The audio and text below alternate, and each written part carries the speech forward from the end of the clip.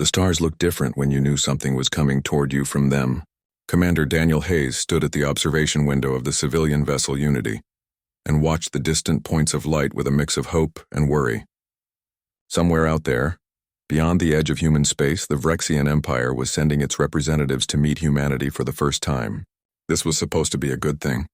First contact with an advanced alien civilization, the beginning of humanity's journey into a wider galactic community. Daniel wanted to believe it would go well. The Unity was not a warship. It was a diplomatic vessel, equipped with communication arrays and translation computers, but very little in the way of weapons or armor. Earth's government had made it clear that this first meeting needed to show humanity's peaceful intentions. Daniel had picked his crew carefully. Scientists, linguists, cultural experts, and only a small security detail. His second in command was Lieutenant Lisa Monroe, a sharp woman who had spent years studying what little information humanity had gathered about alien civilizations. She stood beside him now, checking her tablet for the 100th time.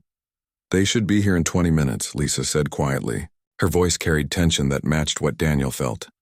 "We'll be fine," Daniel replied, though he was not sure he believed it. They agreed to this meeting. That means they're willing to talk. The Vrexian Empire controlled a large section of the galaxy. Humanity had detected their communications years ago and spent considerable time trying to decode their languages. When humans finally sent out a message that the Vrexians could understand, the response had been quick but cold. The aliens agreed to meet, but their messages carried an undertone that the translation computers struggled to interpret. It felt like arrogance, but Daniel hoped he was wrong. When the Vrexian vessel appeared on the sensors, the crew of the Unity fell silent. The alien ship was massive, easily 10 times the size of the human vessel. Its hull was dark and covered in what looked like armor plating thick enough to stop anything humanity could throw at it. The design was brutal and efficient, with none of the smooth lines that human engineers preferred. This was a ship built for war, even if the Vrexians claimed they were sending diplomats. "They're hailing us," the communications officer called out. "Putting it on screen now." The view screen flickered to life and Daniel got his first look at a Vrexian. The alien was enormous, easily 8 feet tall, with a body that looked like it was made of solid muscle, wrapped in thick gray-green skin. Its face was broad and flat, with 4 eyes arranged in a square pattern and a mouth full of teeth that looked designed for tearing meat. The Vrexian wore armor that seemed to be part decorative and part functional, covering its chest and shoulders but leaving its powerful arms exposed. When it moved, Daniel could see the muscles shift under its skin like cables pulling tight. "Humans," the Vrexian said, and the translation came through with a tone that made Daniel's jaw clench. It was not quite mockery, but it was close. "I am War Coordinator Thexrel of the Vrexian Empire. We have come as you requested." Daniel stepped forward and tried to keep his voice steady and diplomatic. "War Coordinator, I am Commander Daniel Hayes of Earth. On behalf of humanity, I welcome you and thank you for agreeing to this meeting. We hope this can be the beginning of a peaceful and productive relationship between our peoples." Thexrel made a sound that the translator interpreted as laughter, but it was harsh and grating. "Peaceful. Yes, we shall see." The Vrexian agreed to send a delegation to board the Unity, and Daniel prepared the main conference room for their arrival. When the airlock opened and the Vrexian delegation entered the human ship, the difference in size became even more apparent. There were 5 of them, each one towering over the tallest human in the room. They moved with a strange combination of power and caution, as if they were not used to spaces designed for smaller beings. The floor creaked under their weight. Lisa had set up the conference room with a large table and chairs, but the Vrexians ignored the furniture. They stood at one end of the room looking down at the humans with expressions that Daniel could not quite read. Thexrel was in the center, flanked by 2 warriors who kept their hands near weapons that hung from their belts.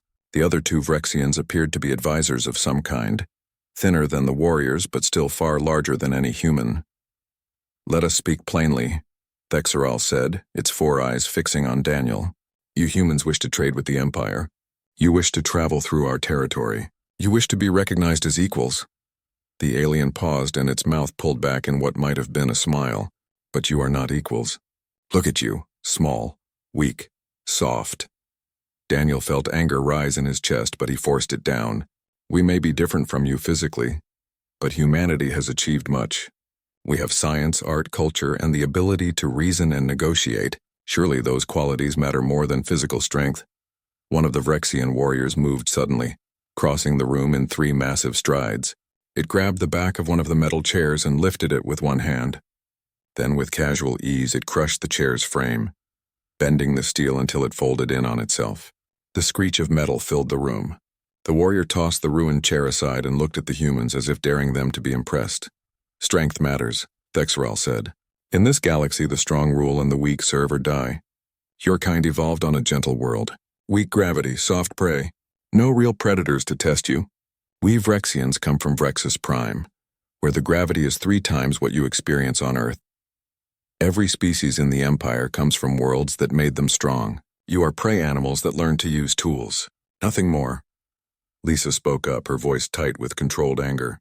We are not prey. Humanity has faced challenges you cannot imagine. We have survived wars, plagues, disasters. We have explored hostile environments and thrived. Do not underestimate us. Thexerel laughed again, and this time the other Vrexians joined in. The sound was like rocks grinding together. Little human female, I could break you with one hand. All of you in this room could not stop me if I chose to kill you right now. Your species has no place among the powers of this galaxy, unless you accept your position. Serve the Empire, give us access to your worlds, and perhaps we will allow you to continue existing. Daniel's security team had moved to defensive positions, but he knew they could do nothing against the Vrexians if violence broke out. The aliens were simply too powerful, too massive, too strong, but he refused to back down. Humanity will not be slaves. If the Empire cannot accept us as equals, then we have nothing more to discuss. Thexerel's expression changed, becoming colder. Then you have chosen poorly. The Empire has conquered 1,000 worlds. Species far stronger than yours have fallen before us. You have 6 of your months to reconsider. Surrender your independence or we will take it from you. When our warships come, your fragile vessels will break like the chair my warrior crushed. Your cities will burn. Your people will learn what it means to defy strength with weakness. The Vrexian delegation turned and left the conference room without waiting for a response. Daniel watched them go, his mind racing. The airlock sealed, and moments later, the massive Vrexian ship pulled away from the Unity and vanished into faster-than-light travel. Lisa looked at Daniel with worry in her eyes. They're going to attack us. They think we're helpless, Daniel nodded slowly. They judge by physical strength alone. They don't understand what humanity is capable of when pushed. Get me a direct line to Earth Command. We have 6 months to prepare for war. The Unity began its journey home carrying the news that would change everything. First contact had not brought peace. It had brought a countdown to invasion.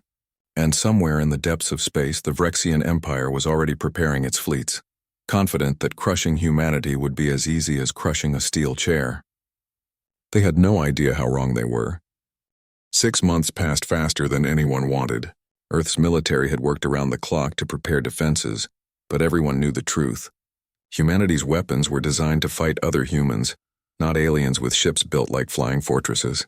Admiral Kyle Morrison stood in the command center of the orbital defense station above Mars Colony and watched the sensors with grim determination.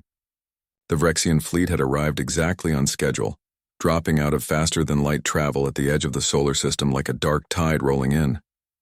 How many ships? Kyle asked his tactical officer. 217 confirmed contacts, sir. Battleships, cruisers, and support vessels. They're not hiding their strength. Kyle nodded. Humanity had managed to assemble 43 warships to defend the outer colonies. The numbers were not in their favor, but numbers were not everything. At least that was what he kept telling himself. All ships battle formation. Protect the civilian evacuation transports. We hold them here as long as we can. The Vrexian fleet advanced slowly, confidently, like predators that knew their prey had nowhere to run. When they came into weapons range, the human ships opened fire first. Missiles and railgun rounds crossed the dark space between the 2 fleets.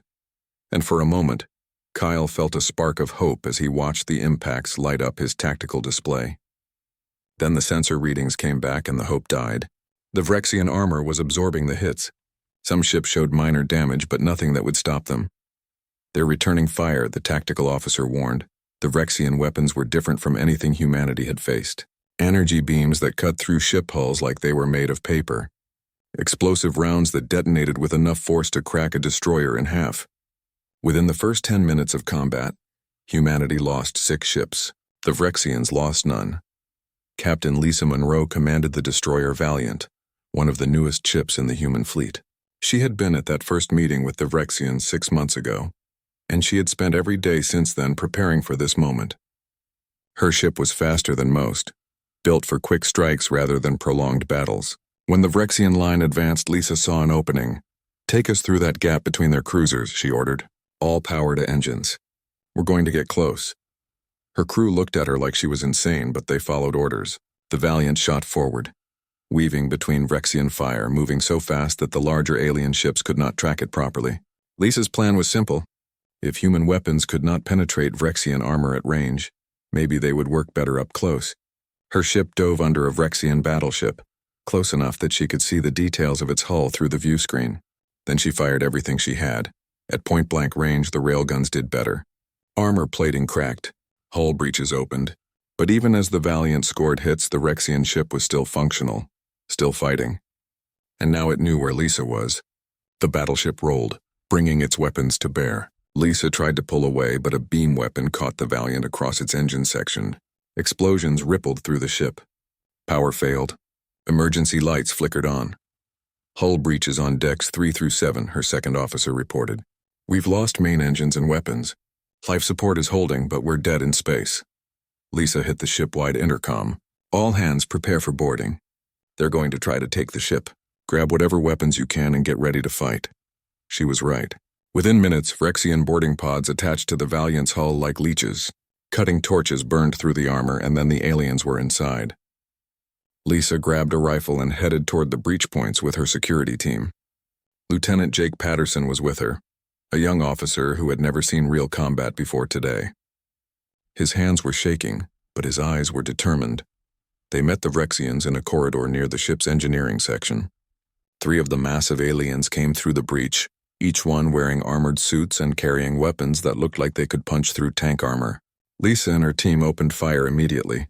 Bullets hit the Vrexians, and to everyone's surprise, the aliens staggered. Their armor could stop some rounds, but not all of them. One Vrexian went down with a leg wound, but the other 2 kept coming, and they were fast despite their size. Jake found himself facing one of the Vrexians alone. The alien swung a massive fist at him, and Jake barely dodged. The punch hit the wall behind him and left a dent in the metal. Jake fired his rifle, hitting the Vrexian in the chest. The alien's armor stopped the bullet, but the impact made it step back. Then Jake noticed something. The Vrexian was breathing hard. Its movements were slowing down. The corridor fight continued. Jake kept moving, kept dodging, kept shooting. The Vrexian chased him, but Jake was faster in the tight space. Human corridors were not built for creatures the size of Vrexians. The alien had to duck, had to turn sideways to fit through some sections, and it was getting tired. Jake could see it in the way the Vrexian's movements became heavier, slower, less precise. 10 minutes into the fight, Jake realized something that made his heart race with sudden hope. He was not tired. His muscles ached, his heart was pounding, but he could keep going. The Vrexian, on the other hand, was exhausted. It was leaning against the wall, its breathing ragged even through its suit systems. Jake took careful aim and fired 3 rounds into the alien's helmet visor. The armor there was thinner. The glass cracked, then shattered. The Vrexian collapsed. Lisa had seen the same thing with her opponent. The Vrexians were stronger, but they could not fight for long. Their massive muscles burned through oxygen and energy at incredible rates. A human could fight for hours. These aliens could barely manage 15 minutes of intense activity before they needed rest. Lisa grabbed her comm unit. "All human ships, this is Captain Monroe. If you're being boarded, do not engage the Vrexians directly. Make them chase you. Wear them down. They cannot maintain combat for extended periods. They get tired." "We don't." The message spread through the human fleet. Other ships that were being boarded started using the same tactics. Run, hide, strike, and retreat. Lead the Vrexians on long chases through ship corridors. Make them work for every meter. And slowly, gradually, the tide of the boarding actions began to shift. Vrexian boarding teams that had expected quick victories found themselves exhausted and vulnerable. Human crews that had been ready to die fighting discovered they could actually win. Jake made another discovery while checking the Vrexian he had killed. The alien's environmental suit was tough, built to withstand weapons fire, But when Jake tried to search it for intelligence, he found he could tear through the suit's seals with his bare hands. The material was strong against impacts but not against sustained pulling and tearing. He reported this to Lisa. "Their equipment is built like their tactics," Lisa said, understanding. "Overwhelming strength for short encounters." They never expected to face an enemy that could outlast them. Admiral Kyle Morrison received Lisa's reports and immediately understood the implications. The space battle was still going poorly. Humanity was losing ships. But there was a new possibility now. If human forces could get aboard Vrexian vessels, if they could fight inside those massive ships where agility and endurance mattered more than raw strength, maybe they had a chance. "All ships capable of launching boarding parties prepare assault teams," Kyle ordered. "We're taking this fight to their decks. Target the damaged Vrexian cruiser in Sector 7. Ram if you have to, but get our people on that ship." The destroyer Independence took the order and charged the wounded Vrexian cruiser. The human ship's captain deliberately crashed his vessel into the aliens' docking bay, creating a breach large enough for 200 Marines to pour through. The Vrexians met them with fierce resistance at first, but as the battle stretched from minutes into an hour, then 2 hours, the aliens began to falter. They were not built for marathon fights. Humans were. By the time the battle ended, humanity had lost 20 ships. But they had captured one Vrexian cruiser and forced the alien fleet to withdraw. It was not a victory, not really. But it was not the massacre the Vrexians had expected either. As the alien ships pulled back to regroup, Kyle Morrison looked at the tactical display and allowed himself a small smile. "They think we're weak," he said quietly. "But they're learning. We might not be as strong as them, but we can fight longer, move faster in tight spaces, and we heal from wounds that would kill them. Send word to Earth Command. Tell them we found their weakness. Humanity has a chance." The message went out across all human colonies. The Vrexians were not invincible. The war had only just begun, and humanity was adapting. The news from the outer colonies spread across Earth like wildfire. Humanity could actually fight the Vrexians and win, but only under specific conditions. The revelation changed everything. Within days, every military base, research facility, and strategic planning center was working on the same question. How do we turn our endurance into a weapon? Dr. Rebecca Kim sat in her laboratory at the Earth Defense Research Institute, surrounded by data from the first battle. She was a biologist who specialized in comparative physiology, and right now she had the most important job on the planet. Understanding why humans could outlast the Vrexians meant understanding both species at a fundamental level. The Vrexian corpses recovered from the captured cruiser had given her plenty to work with. "Their muscle tissue is incredibly dense," Rebecca said to her assistant as she studied a sample under the microscope. "Every fiber is packed with more protein structures than human muscle. They can generate enormous force, but it comes at a cost. Their muscles burn through oxygen and glucose at 3 times the rate of human tissue. They're built for explosive power, not sustained activity." Her assistant nodded, taking notes. "What about their cardiovascular system?" Rebecca pulled up a scan of a Vrexian heart. "That's the real weakness. Their hearts are large and powerful, but their blood vessels are narrow and rigid. They evolved on a high-gravity world where blood pressure had to be enormous just to pump blood to the brain. In lower gravity, their system is overbuilt for strength but underbuilt for endurance. After about 15 minutes of hard activity, their muscles start producing waste products faster than their blood can carry them away.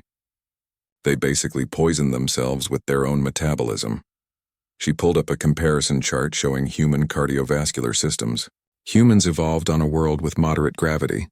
We're pursuit predators. Our ancestors used to hunt by literally walking after animals until they collapsed from exhaustion. We have an oversized heart for our body mass, flexible blood vessels that can dilate to increase flow, and a cooling system that lets us dump heat through sweat. We can run marathons.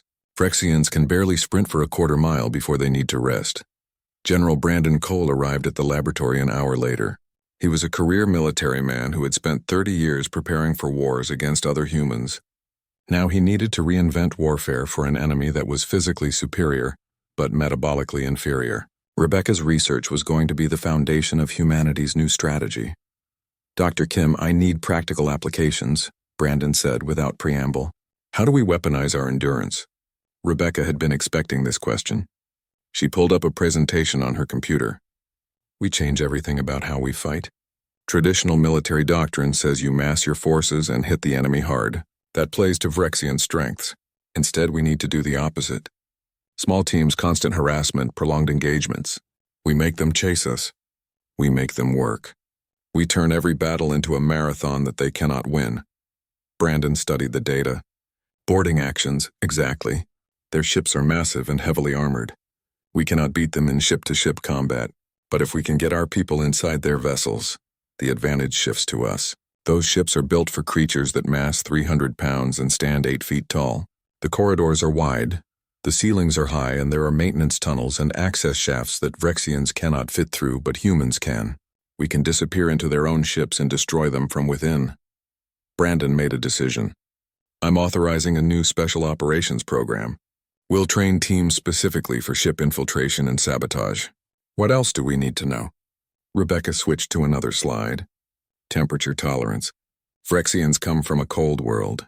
Their bodies are adapted to function in environments that would freeze a human, but they overheat easily in normal Earth temperatures. If we can sabotage their environmental controls, we can cook them inside their own ships.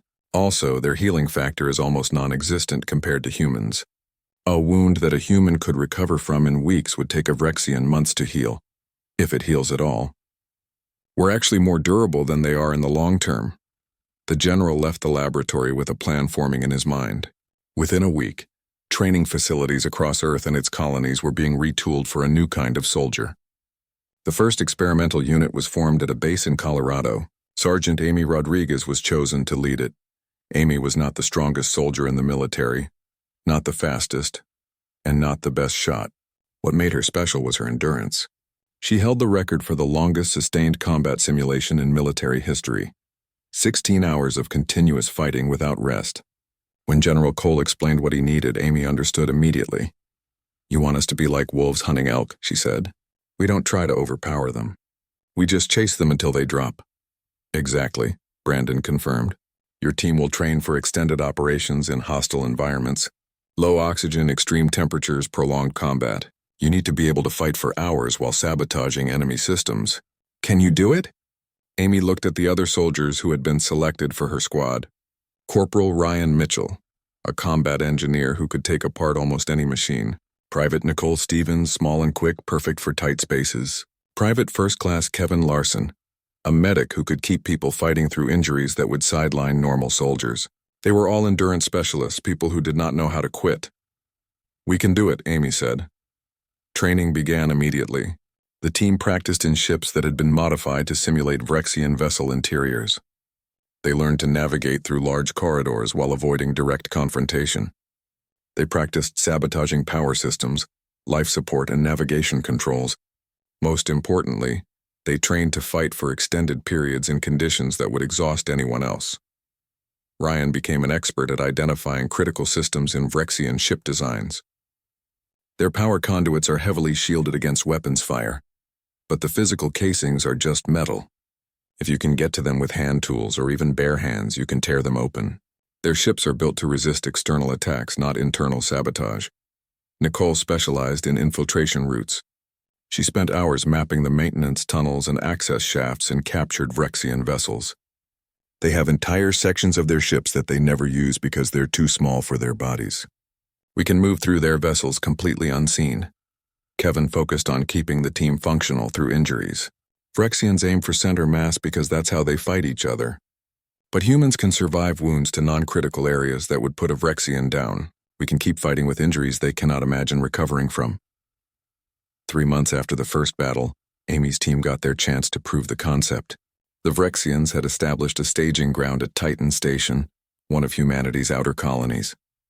They were using it as a base to launch attacks deeper into human territory. Admiral Kyle Morrison planned a major offensive to retake the station, and Amy's team would spearhead the assault. The approach was different from traditional military operations. Instead of a massive fleet engagement, Kyle sent small, fast ships to drop boarding teams onto the Vrexian vessels docked at Titan Station. Amy's squad was assigned to a cruiser designated Target 7.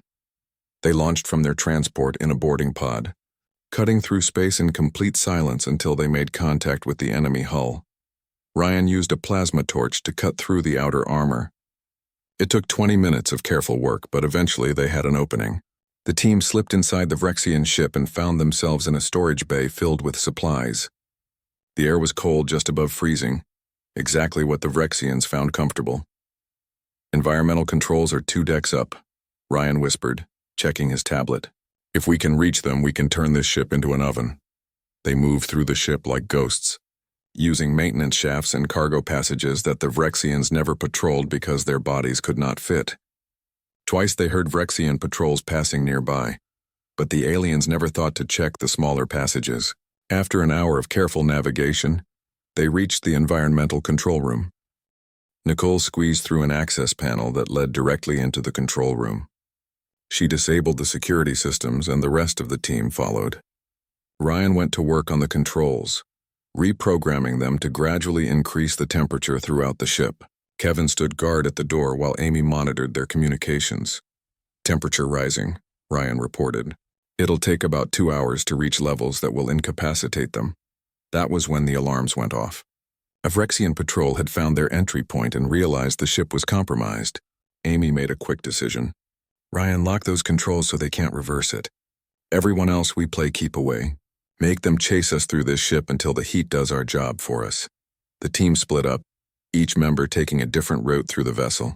The Vrexians pursued them, but the humans used every advantage they had. They climbed through shafts the aliens could not follow. They ran down corridors, forcing the Vrexians to chase them. And as the temperature climbed, the aliens slowed down while the humans adapted. After 3 hours, the Vrexian crew was completely exhausted, overheated, and unable to continue fighting. Amy's team regrouped at the ship's power core and began the final phase of their mission. They spent the next hour manually tearing through protective barriers and disabling safety systems. When they were finished, the cruiser's power core was unstable and bleeding radiation into the ship. The Vrexians had no choice but to abandon their vessel. Admiral Kyle Morrison watched from his command ship as Target 7 went dark, then began drifting away from Titan Station. One by one, other Vrexian vessels fell to similar tactics. By the end of the day, the aliens had lost 12 ships without humanity firing a single shot in ship-to-ship combat. The Vrexians retreated from Titan Station in confusion and fear. Amy's team returned to their transport exhausted but victorious. They had proven that humanity's weakness could be turned into strength. The war was far from over, but the balance had shifted. The victory at Titan Station changed everything. Word spread through both human and Vrexian territories with the speed that only fear and hope could generate. For humans, it was proof that they could fight back and win. For the Vrexians, it was the first real doubt that their conquest would be easy. The aliens had expected to crush humanity within weeks. But now months had passed and humans were not just surviving but pushing back. Commander Ashley Turner stood in the briefing room of the Carrier Defender and looked at the holographic display showing the Vrexian staging ground at Proxima Station. The alien empire had assembled a massive fleet there, over 300 ships, preparing for a final push to break through human defenses and reach Earth itself. High Command had decided that waiting for the attack would be suicide. Instead, humanity would strike first with everything they had. "This is the largest operation we've ever attempted," Ashley said to the assembled officers. "We have 170 ships and every single one is carrying boarding teams. We're not going to fight them ship to ship. We're going to board everything in that fleet simultaneously and tear it apart from the inside."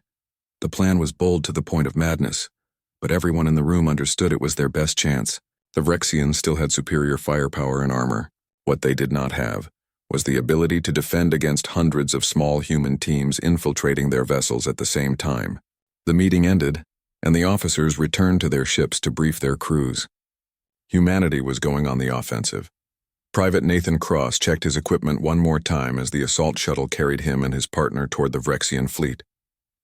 He was young, barely 22 years old, and 6 months ago he had never imagined he would be preparing to board an alien warship. His partner was Private Emma Price, a quiet woman from Ohio who had a talent for explosives and an even better talent for staying calm under pressure. They had trained together for 3 months and learned to work as a perfect team. "Nervous?" Emma asked as the shuttle shook from some distant explosion. "Terrified," Nathan admitted. "But I'm more scared of what happens if we don't do this." The shuttle's pilot announced they were approaching their target, a Vrexian dreadnought that showed up on sensors as a massive wall of armor and weapons. The shuttle dove toward the alien ship, weaving through defensive fire and slammed into the hull with enough force to make Nathan's teeth rattle. Cutting charges blew a hole in the Vrexian armor, and Nathan and Emma were through the breach before the aliens even knew they were there.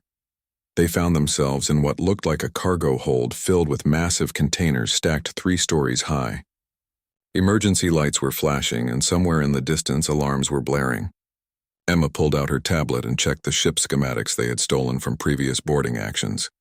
"Power core is 8 decks down and toward the center of the ship," she said. "That's our target." They moved quickly through the hold, staying low and quiet. The ship's interior was enormous, built for creatures that dwarfed humans. Every door was 10 feet tall. Every corridor was wide enough to drive a truck through. But there were also maintenance passages and ventilation shafts that the Vrexians never used because they could not fit. Nathan and Emma used these passages to navigate deeper into the ship without being detected. They were halfway to the power core when they ran into their first Vrexian patrol. 3 of the massive aliens came around a corner, armed and alert. Nathan opened fire immediately, and Emma threw a flashbang grenade that exploded with blinding light. The Vrexians roared in anger and confusion. One of them charged straight at Nathan, but Nathan had learned from the veterans who survived the first battles. He did not try to stand and fight. He ran. The corridor branched ahead and Nathan took the left path while Emma went right. The Vrexians split up to pursue them.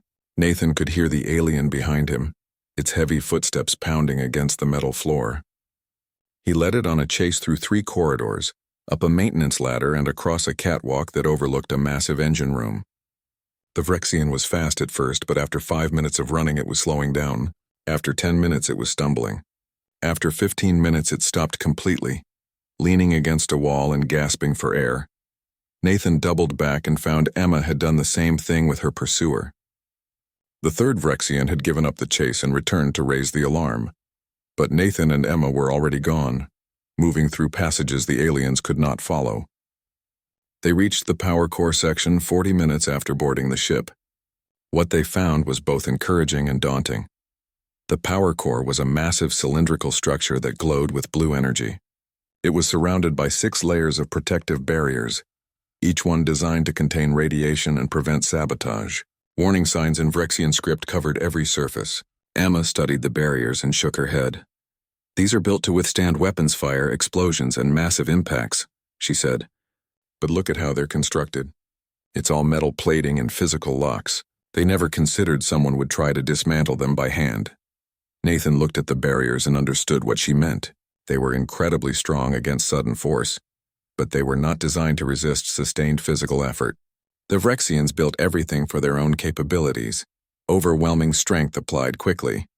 They never imagined an enemy that would spend hours methodically tearing through defenses. "How long will it take?" Nathan asked. "At least 2 hours to get through all 6 barriers," Emma estimated. "Maybe 3. And once we start, every Vrexian on this ship will know where we are." Nathan nodded. "Then we better get started." They began with the outermost barrier. It was thick metal plating held in place by heavy bolts that would require specialized tools to remove. Emma pulled out a compact plasma torch and began cutting while Nathan kept watch.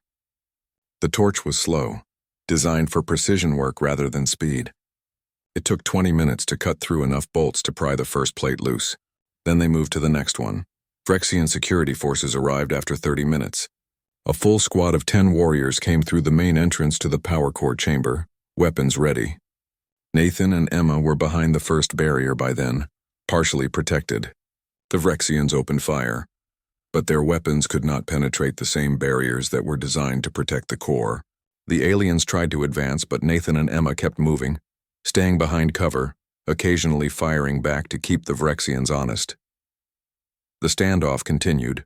The Vrexians could not reach the humans without exposing themselves to return fire. Nathan and Emma could not leave without abandoning their mission, so they did the only thing that made sense. They kept working on the barriers while the Vrexians watched. Every 10 minutes, Nathan would fire a few shots to remind the aliens they were still armed. The Vrexians would return fire, then settle back to wait. After an hour, something changed. The Vrexian squad leader tried to organize a coordinated rush. The 10 warriors charged toward the barrier where Nathan and Emma were working. Nathan and Emma retreated to the next barrier, and the Vrexians pursued. But the chase required the aliens to run, to exert themselves, and after 5 minutes of pursuit through the core chamber, the Vrexians were exhausted. They had to rest. Nathan and Emma used that time to cut through more of the protective barriers. The pattern repeated. The Vrexians would rest for 20 minutes, then try another assault. Nathan and Emma would retreat, make the aliens chase them, and wait for exhaustion to force another rest period. During the rest periods, the humans worked on dismantling the barriers. It was a slow, grinding process, but it was working. 2 hours into the operation, Nathan and Emma reached the fourth barrier. Their hands were bleeding from the work. Their muscles ached from the constant movement and fighting, but they were still functional. The Vrexian squad, on the other hand, was falling apart. 2 warriors had collapsed from exhaustion and had to be carried away. The others were moving like they were underwater, slow and clumsy. The squad leader made one more attempt to rush the humans, but it could barely walk. Nathan did not even need to shoot it. The Vrexian simply fell over from fatigue. Fresh reinforcements arrived, but they faced the same problem. They could not sustain combat long enough to stop the humans. Nathan and Emma just kept working, kept moving, kept fighting. 3 hours in, they reached the final barrier. Behind it, the power core hummed with barely contained energy. Emma studied the core's cooling system and found what she was looking for. "If we rupture the primary coolant line, the whole core will overheat," she explained. "They'll have to do an emergency shutdown and evacuation, or the core will melt down." Nathan looked at the coolant line. It was a thick pipe that ran from the core to the ship's external radiators. The pipe was reinforced and shielded, but again it was designed to resist sudden impacts, not sustained effort. They had come this far. They could finish it. 20 minutes later, after pulling, twisting, and finally kicking a critical joint until it cracked, Nathan and Emma ruptured the coolant line. Superheated liquid sprayed across the chamber, and alarms began screaming throughout the ship. The core's temperature started climbing immediately. Within minutes, automatic safety systems were forcing a shutdown. The Vrexian crew had to choose between abandoning the ship or dying when the core exploded. Nathan and Emma made their way back through the ship as chaos erupted around them. Vrexian warriors ran past them without even noticing, too focused on evacuating to care about the 2 humans who had destroyed their dreadnought. The partners reached an escape pod bay, stole one of the alien pods, and ejected from the dying ship. As they drifted away, Nathan looked back at the massive vessel. Its lights were failing. Its weapons were offline. And somewhere inside, the power core was minutes away from catastrophic failure. 2 humans with bleeding hands and exhausted bodies had torn apart a warship that could have destroyed a city. "We did it," Emma said quietly. Across Proxima Station, similar scenes were playing out on dozens of Vrexian ships. Human boarding teams were everywhere, and the aliens could not stop them. By the time the battle ended, the Vrexian fleet had lost over 60 vessels without firing a shot at human ships. The rest retreated in disorder, their confidence shattered. Humanity had proven that in this war, strength mattered less than the will to never stop fighting. The defeat at Proxima Station broke something fundamental in the Vrexian Empire. For thousands of years, they had conquered world after world, crushing every species that dared to resist them. Their military doctrine was built on a simple truth. They were stronger than everyone else, and strength always won. But humanity had proven that truth was not universal. Within a month of the disaster at Proxima, the Vrexian High Command did something they had never done before. They called for a council meeting with the other major powers of the galaxy. The Council of Galactic Powers met on a neutral station called Haven's Rest, a massive diplomatic facility that orbited a dead star in unclaimed space. Representatives from 47 different species gathered in the Grand Council chamber, a circular room with seats arranged in tiers so that everyone could see everyone else. Most of these species had never heard of humanity before, and those who had considered them a minor footnote in galactic affairs. That was about to change. Ambassador Lauren Mitchell represented humanity at the council. She was a career diplomat who had spent 20 years navigating Earth's complex political landscape before being chosen for this assignment. When she entered the council chamber, she could feel the eyes of dozens of alien species studying her. To most of them, she looked fragile and small. The Vrexians in the room watched her with expressions that Lauren had learned to recognize as a mixture of shame and fear. The council session began with the Vrexian Emperor himself addressing the assembly. He was an ancient creature, scarred from countless battles, and his voice carried the weight of someone who had never known defeat until now. When he spoke, every species in the chamber listened. We came before this council to acknowledge a grave miscalculation. The Emperor said, 6 months ago, the Vrexian Empire encountered a species we believed to be weak and unsuitable for inclusion in galactic society. We deemed them prey animals that had learned to use tools. We invaded their territory with the full might of our military. We expected victory within weeks.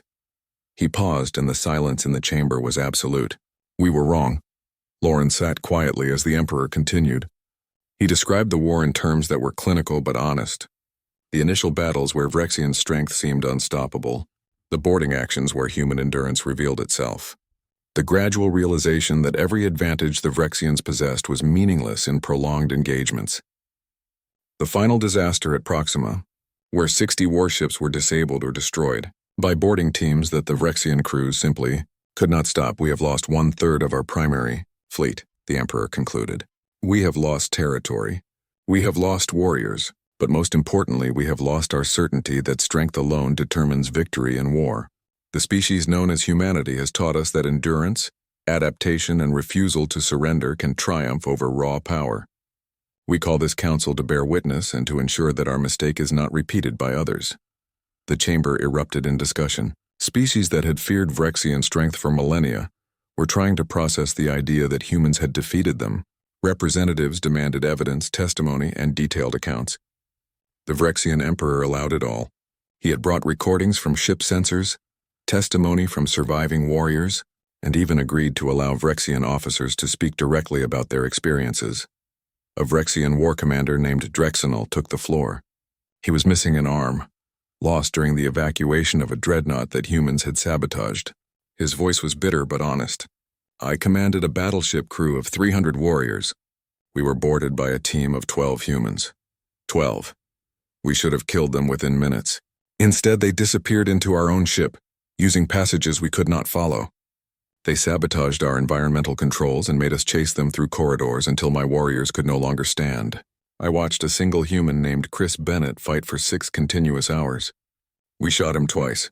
He kept fighting. We trapped him in a sealed compartment. He tore through the door with his bare hands and a piece of scrap metal. When we finally cornered him near our primary power junction, he had lost enough blood that any Vrexian would have been dead. He was still functional enough to trigger explosives that crippled our ship. Drexenol paused, and Lauren could see pain in his 4 eyes. The humans do not fight like us. They do not fight like any species we have encountered. They accept injuries that should be fatal and continue. They fight for hours when we can only fight for minutes. And worst of all, they do not know when they are beaten. A Vrexian warrior will surrender when defeat is certain. Humans simply do not stop. Ever. Another Vrexian officer spoke about the psychological impact of fighting humans. Our warriors are trained to fear nothing. But after Proxima, many refuse to board human vessels. They have seen too many comrades fall to exhaustion while fighting enemies they should have overpowered easily. They have watched human boarding teams tear through bulkheads and armor plating with tools and bare hands over the course of hours. It breaks their understanding of what warfare should be. The council called for a recess, and during the break, several alien ambassadors approached Lauren. They had questions. How had humanity developed such endurance? What kind of death world produced creatures that could fight for hours without rest? Why did human physiology allow them to heal from injuries that would permanently disable other species? Lauren had prepared for these questions with help from Dr. Rebecca Kim's research. She explained as simply as she could. Earth is not a death world by most standards. Our gravity is relatively low. Our climate is mild. But our evolutionary path was unique. Humans are persistence hunters. Our ancestors survived by chasing prey animals across vast distances until the prey collapsed from exhaustion. We evolved to run for hours, to track wounded animals for days, and to outlast anything we hunted. That adaptation, combined with our omnivore metabolism and our social cooperation, made us remarkably resilient. A tall, crystalline alien from a species called the Kickstar asked the question that many were thinking. But you appear so fragile. Your bodies are soft. You have no natural armor or weapons. How can you be so durable? Lauren smiled. We're not durable in the way you think of it. A Vrexian can shrug off impacts that would shatter human bones. But durability is not just about immediate resistance to damage. It's also about recovery. Human bodies are designed to heal. We can lose significant blood and survive. We can break bones and repair them. We can sustain tissue damage and regenerate. And most importantly, we have redundant systems. You can damage many parts of a human body without killing them immediately. We're not tough. We're just very hard to kill. The council reconvened and the discussion turned to what should happen next. The Vrexian Empire offered reparations to humanity for the invasion. They offered trade agreements, technology exchanges, and formal recognition of human sovereignty. The vote was unanimous. Humanity would be granted full membership in the Council of Galactic Powers, with all associated rights and protections. No species would be permitted to attack human territory without facing sanctions from the entire council. But something else happened that Lauren had not expected. 7 different species approached her after the vote with requests for formal alliances. They had watched humanity defeat the Vrexians and realized that humans would make powerful friends and terrifying enemies. Species that had dismissed humanity as weak now understood that weakness and strength were relative terms.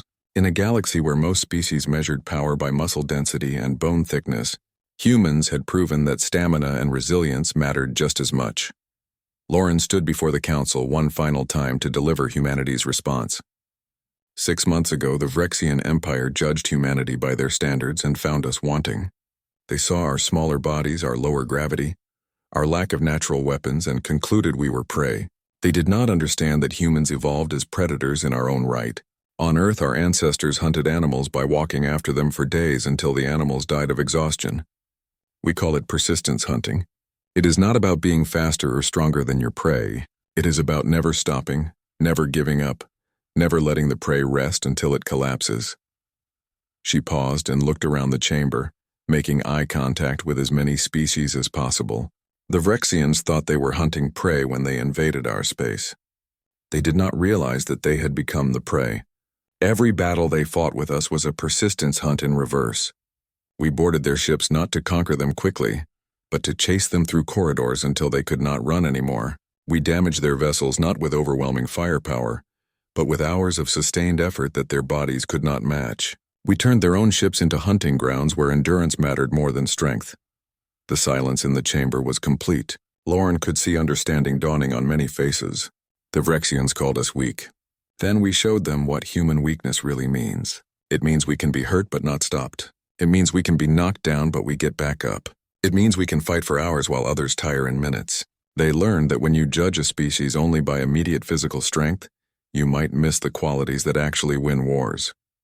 Persistence, adaptation, and the absolute refusal to accept defeat. She sat down and for a long moment no one spoke. Then slowly, several species in the chamber began a gesture that Lauren's briefing materials had told her was equivalent to applause in galactic culture. They were acknowledging not just humanity's victory, but their place as a peer among the stars. The council session ended, and Lauren prepared to return to Earth with news that would change humanity's future. They were no longer an isolated species on the edge of known space. They were recognized powers with allies, and a reputation that would precede them across the galaxy. The Vrexians had wanted to make an example of humanity. Instead, humanity had become an example of something the galaxy had forgotten. That true strength was not just about how hard you could hit, but about how long you could keep hitting. As Lauren's ship departed Haven's Rest, she received a final message from the Vrexian Emperor. It was brief and formal, but carried meaning beyond its words. Ambassador Mitchell, the Vrexian Empire acknowledges its debt to humanity. You taught us humility. We believed we were the apex predators of this galaxy. You showed us that we were merely the strongest. There is a difference, and we will not forget it. Lauren read the message and smiled. Humanity had earned its place not by being the strongest or the fastest or the toughest species in the galaxy. They had earned it by being the species that simply would not stop no matter what. And across the stars, that message was spreading. The humans were here and they were not going anywhere.